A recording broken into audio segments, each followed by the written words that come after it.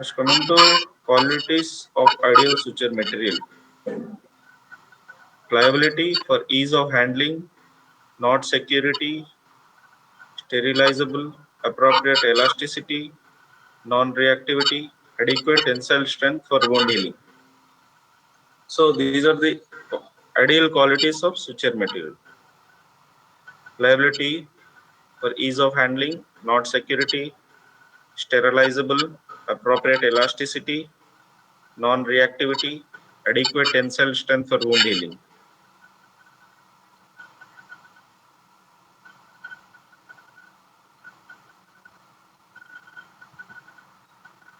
Chemical biodegradability as opposed to foreign body breakdown. Next, coming to principles of suturing.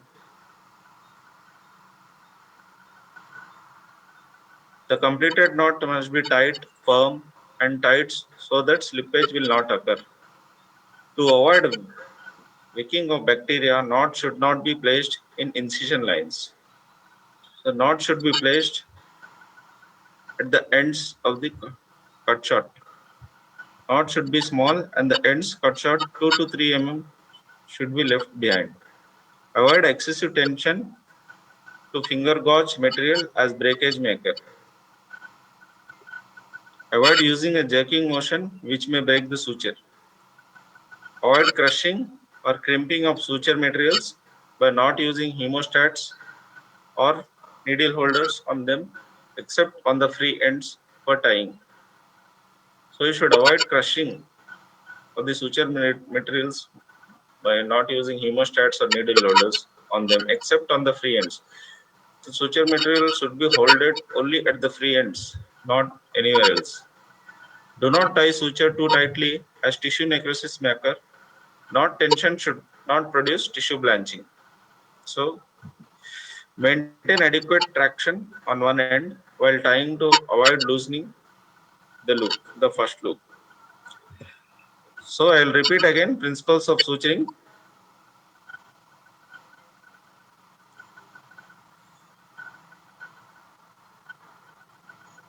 The completed knot must be tied, firm, and tight so that slippage will not occur. To avoid wicking of bacteria, knots should be placed in incision lines. Knots should be small and the ends cut short at 2 to 3 mm. Side should be left. Avoid excessive tension to finger gauge materials as breakage may occur.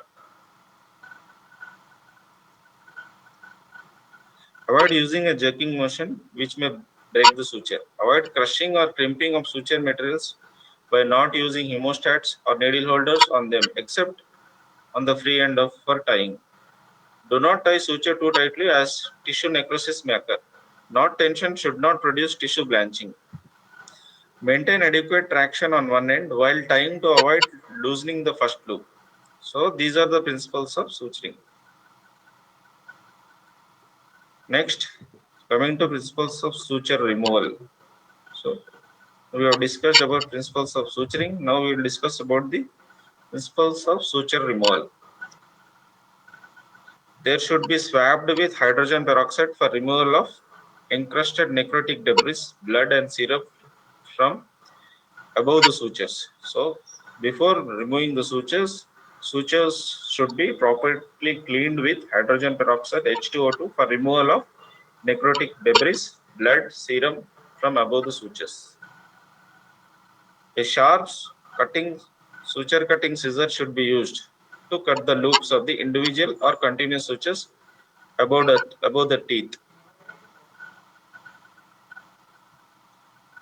It is often helpful to use number 23 Explorer to help lift the sutures if they are within the sulcus or in close opposition to the tissue. Sometimes it is very difficult to remove. So in that situation, we should use number 23 Explorer to lift the sutures if they are within the sulcus or in close opposition to the tissue, if they are fixed to the tissue.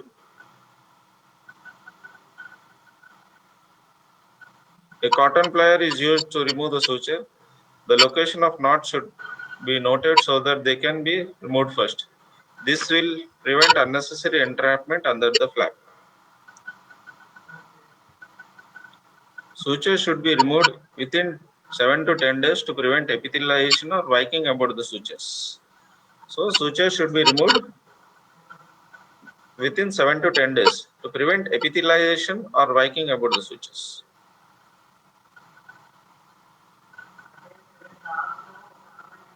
So again, I will repeat principles of suture removal. It is often helpful.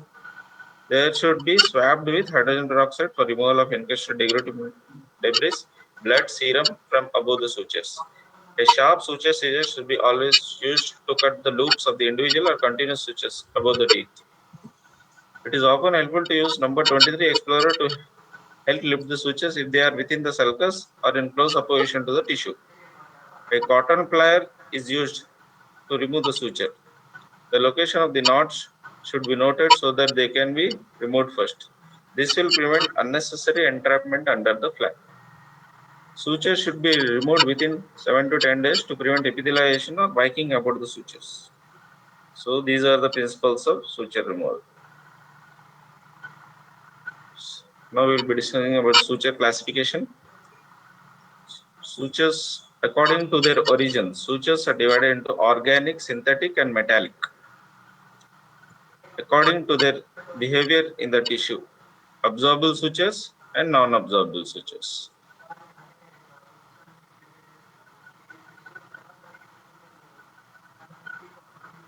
Absorbable because they are phagocytized or hydrolyzed. According to their structure, monofilament, multifilament.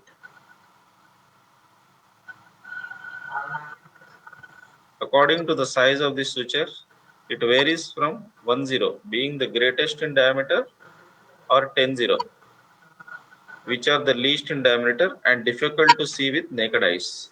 The smallest is 10, largest is 10, being the greatest in diameter. Smallest in diameter is 10, which you can't see with naked eyes. So now we'll discuss about the types of absorbable suture materials. First, coming to plain catgut or surgical gut or plain catgut. Plain catgut usually it is made from sheep gut or sheep intestine. Plain gut loses its strength in 7 to 10 days and is completely digested by 60 days. 60 days. It is seldom used now due to poor strength and high tissue reactivity. Nowadays it is not used because of its poor strength and high tissue reactivity. Next, coming to chromic catgut. Has been manufactured with chromic salts to reduce enzyme digestion and therefore maintains strength for 10 to 14 days.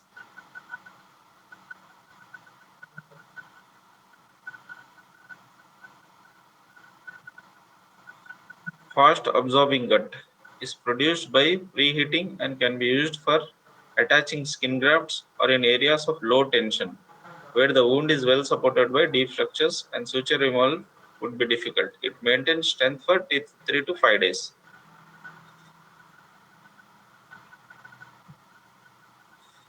Polyglactin, also known as Vicryl or Polysorb, a synthetic braided copolymer which maintains 75% strength at 2 weeks and 50% strength at 3 weeks.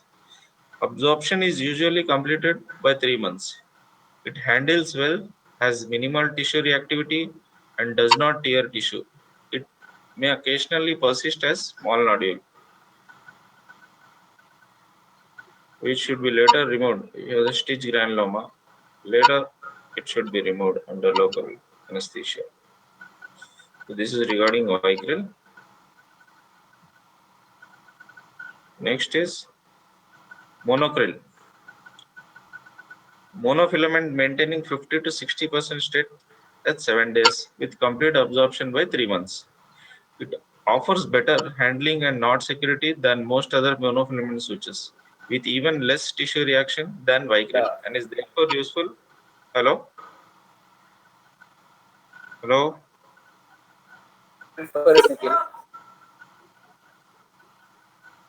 And is therefore useful where minimal tissue reaction is essential.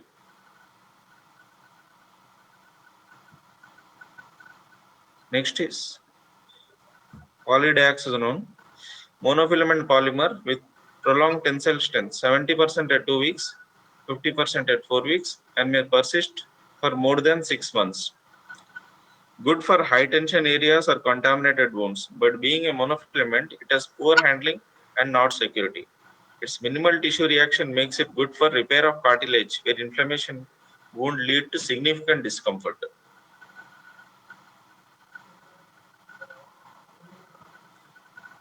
Next is Maxone, polythrimethylene carbonate, a monofilament that combines the prolonged strength of PDS and good handling and knotting of Vicryl. 80% strength at 2 weeks, 60% at 4 weeks, complete absorption by 6 months. It has minimal tissue reaction. Next is Glycomer, Biosyn, a monofilament similar to monocryl in characteristics but with prolonged strength compared to Maxone.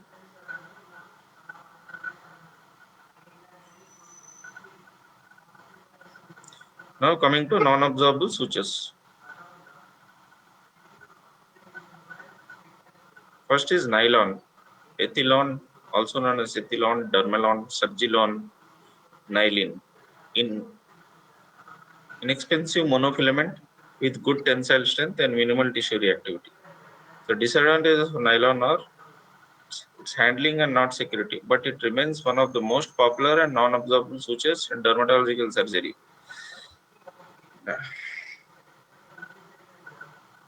Surgilon and Neurolon handle better, but are more expensive than ethylon and nylon. Next is polybus tester, a monofilament with good handling and excellent elasticity. It responds well to tissue edema and is also suited to subcutaneous running sutures. Now coming to proline, also known as polypropylene, a monofilament polymer with a very low coefficient of friction, making it the suture of choice for running subcuticular sutures. So for subcuticular sutures, best is proline. It has good plasticity but limited elasticity, poor knot security, and it is relatively expensive. Now coming to silk, Mersilk, braided natural protein with unsurpassed handling, knot security, and pliability, making it ideal for mucous surfaces and intertriginous areas, but limited by its low tensile strength and high coefficient of friction, capillarity, and tissue reactivity. Usually used for mucosal surfaces. Silk. Polyester or muslin. Braided multifilament sutures with high strength, good handling, and low tissue reactivity. Ethibond is coated and has a low coefficient for friction. Pliability makes this excellent for mucosal surfaces without the reactivity of silk.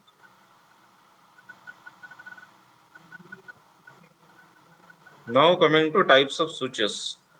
First is simple interrupted sutures. 1 minute.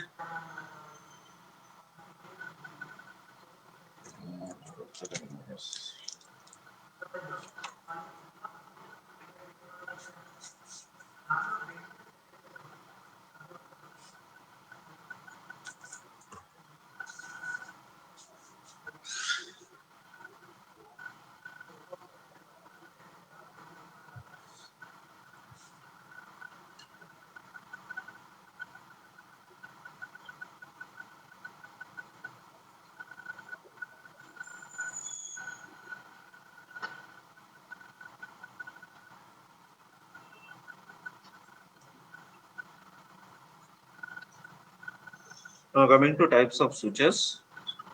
Simple interrupted sutures. This suture is used for simple lacerations, closure closure of OPD procedures such as biopsies and small lesion removal such as dermite cyst, lipoma, sebaceous cyst. It is also the basic suture used inside the wound to close deep structures. It is useful. Few sutures can be removed at a time instead of all at once to allow for slower wound healing. So this is regarding simple interrupted switches. Next, this is the picture showing simple interrupted switches.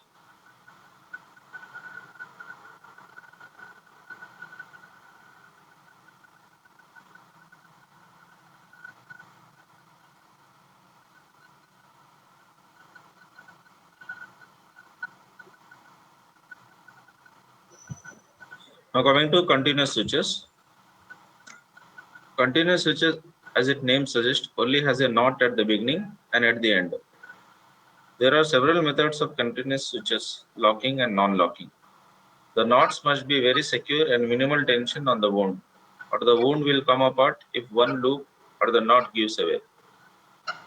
The advantage is that it is very quick and the wound tension is even across the wound.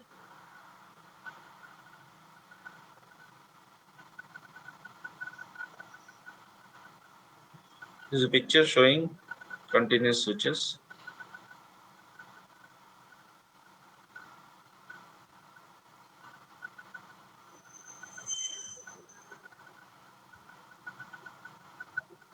Now coming to horizontal mattress switches.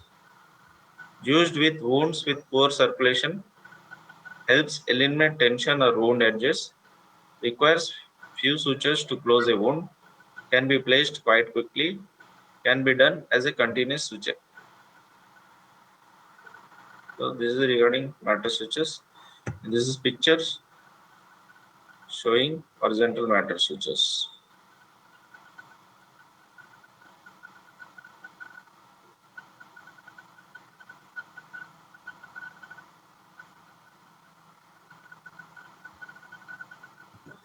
Now coming to vertical mattress switches. Deep and shallow approximation of the tissue can be used for wounds under tension, can be useful with lax tissue, example, elbow and knee areas, should not be used on volar surface of the hands or feet or on the face because of blind placement of deep part of the structure. This is image showing vertical mattress switches.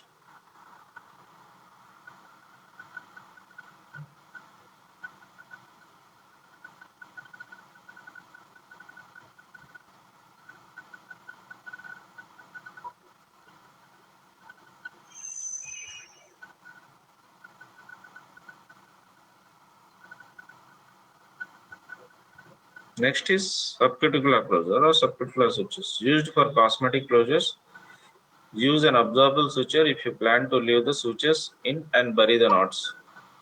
Use either nylon or prolene and keep the suture sliding while you are closing. The suture then can be easily removed with no exterior marks. The ends can be taped or not or a knot on the skin. The tie at each entry point enters across form the last exit with slight overlap.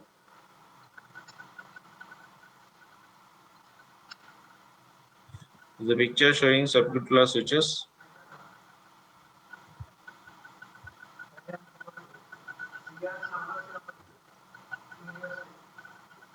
The advantages advantages of subcuticular switches is best cosmetic results. Smallest size needle, it should be monofilament suture material, good wound diversion. For best cosmetic results, needle should be small. You should use monofilament suture and good wound diversion. So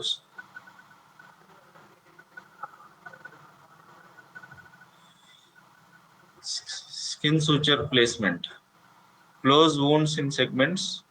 Sutures should be at equidistance from skin edge on either side of the wound. Avoid skin edges. Wound margins loosely approximated. Repeatedly bisect the wound. So for good skin suture placement, close wounds in segments. Suture should be at equidistance from skin edge on either side of the wound. Avoid skin edges.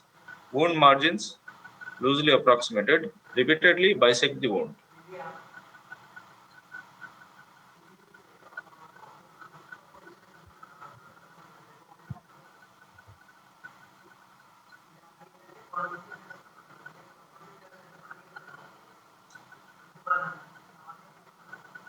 This is important. Wound edges should be approximated, not strangulated. Too tight lead to tissue necrosis. Too loose, edges not aligned. The wound healing should be, the wound may be infected. The sutures will be infected if you tie too loosely. If you tie too tightly, there will be, that leads to tissue necrosis. Conclusion: clinicians should have a sound knowledge of the material property as well as the technical aspect of the art of suturing for better clinical decision making and appropriate management.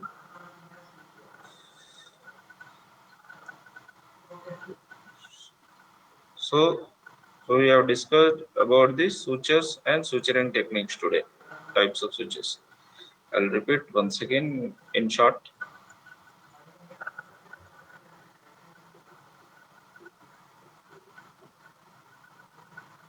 First, we have discussed absorbable sutures, which is catgut, plain catgut, this is chromic catgut, fast absorbing gut, vicryl, which is also a absorbable suture material, monocryl, monofilament, PDS, polydioxazole, Maxon, Glycomer 631 biosyn is also a monofilament suture material. Now coming to non-absorbable suture materials, which is, first of all, it is ethylon or nylon, Surgilon, Dermalon, polybutester, Novafil, polypropylene, Prolene, best choice for running subcritical sutures, used for subcritical sutures. Silk,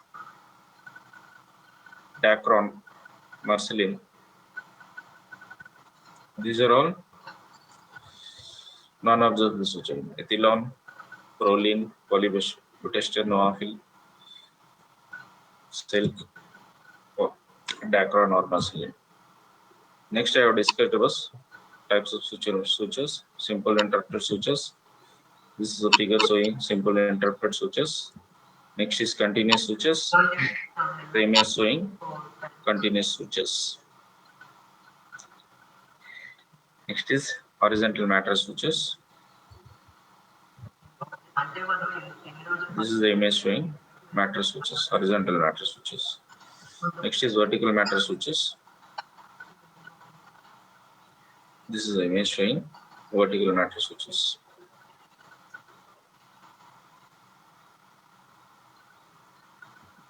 Subcuticular closure, subcuticular sutures. Best material for subcuticular sutures is Prolene. This is the image showing subcuticular closure, subcuticular sutures. Next is for best cosmetic results. Sutures should have a small, middle size monofilament, good wound eversion.